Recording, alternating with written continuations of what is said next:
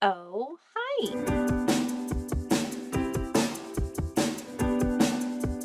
This week, we're gonna do a very quick project because if you are seeing this, I am either getting my tonsils out or have just gotten my tonsils out and will not be able to talk or do crafts, probably. I imagine I will be out of commission for a while. I wanted to throw together a quick project that I could just like share with y'all so you have a little something. Also give myself a window to rest. So I've been playing D&D for a couple months now, and every time I play, I don't have a good thing to carry around my accoutrement and roll my dice in. Like, I want a hard surface for it and also to store my notes. I went to the thrift store the other day and found this perfectly colored basket tray, kind of a cross between the two. I feel like it's too tall to be a tray, but too short to be a basket. Containment chamber, we'll say. And especially because the character I'm playing is a emerald gem dragon, it seems to suit it and works with my dice set that I've been using. To be fair, the only dice that I own. Though it's a little too hard for me to just leave it bare on the bottom, so I do want to cover it with some felt. And here's how I did that. I took a measuring tape and measured the distance between the inside edges of the parallel walls, and then I marked those measurements on the tape. I have a million measuring tapes, so adding little notes like this on here is not an issue for me. Then I also transferred those marks onto my cutting mat. Again, this thing gets the shit kicked out of it anyway, and I assume I can wash this off, so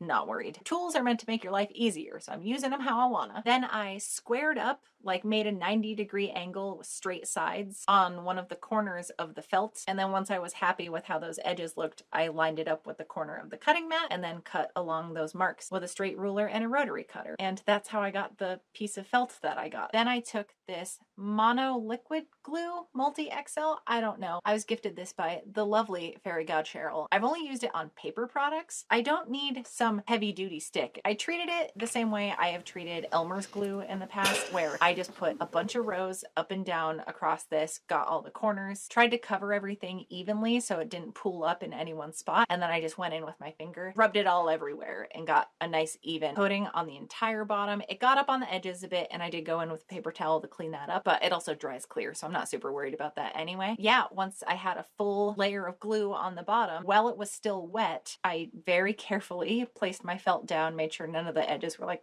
flipped over so there wasn't going to be any glue on the top side, pressed it into place. I did do a test fit that I didn't film of me putting the felt in to make sure it was actually the full size, because I did cut it wrong the first time. Measure twice, cut once, measure again, I guess. Then I started pressing with my fingers until I remembered this brayer that I got that's fairly narrow and is really helpful with my lino block prints and fabric printing and all that stuff. I figured that would help me get the felt to lay nice and smooth and get any air bubbles or anything out of the way. And then it was done. Like I said, a very quick, easy project. It wasn't until I was adding the glue that I realized I should have washed the bottom of it and maybe like roughed up the surface to get it extra adherence. But honestly, it seems to be laying flat, and I'm just going to be throwing dice or setting stuff on top of it. I'm not going to be pulling up on it or anything. It should be fine. And I've always wanted to make a felt lined box because I've seen dice trays for ages and I love how they look with the felt on the bottom. It's like a little tiny pool table. So I'm going to wait till this fully dries before I'm tossing any dice in there. I'm glad I took the time to do this. This was fun, and I actually had a lot of luck finding this box. Obviously, I'm not expecting everyone to find something like this, because my initial game plan was to go in and look for either a deep set canvas where it's like the big square frame, right, or rectangular frame, and then it has the canvas stretched over the front but it's hollow in the backside. I was gonna, not use the actual face of the painting or whatever the art piece is. I found a lot of like Home Goods live laugh love type shit at the Goodwill that I went to, and that was actually something I had in my hands to start with until I found this, and also it was just the perfect color for my character. But my plan was to paint the frame, maybe attach some ribbon or something to cover up the staples on the backside, and then line it with some felt across the backside so it wasn't too bouncy, because I feel like the canvas was going to be a little bit bouncier than a dice tray should be. I mean, even if it's a deep set frame, I was planning to like take a thin piece of wood and lay my own back across it and then put some felt down, or make a backing with some of these like plastic cutting mats from the dollar store, just so there was something stiff underneath, and then still put felt over that. This was less about the technique of the thing and more to just put the idea in your head if you were also looking for something similar. I thoroughly enjoyed this, and I thought it was going to be harder to get the felt the right size. Granted, it took me 2 tries, but it's just a matter of measuring the inside edges. I don't know what else would have come into play there that I was worried about, but as with everything, I'm scared of the stuff I haven't tried yet, such as fucking tonsil surgery. I'm a couple weeks away right now, so It doesn't quite feel real yet. I did get a bunch of the paperwork and like the dates, and I got to go for a COVID test beforehand, and I have a pre-op appointment. I had to book my post-op appointment. I got paperwork as far as like what I can and can't do. I won't be able to talk for about a week, so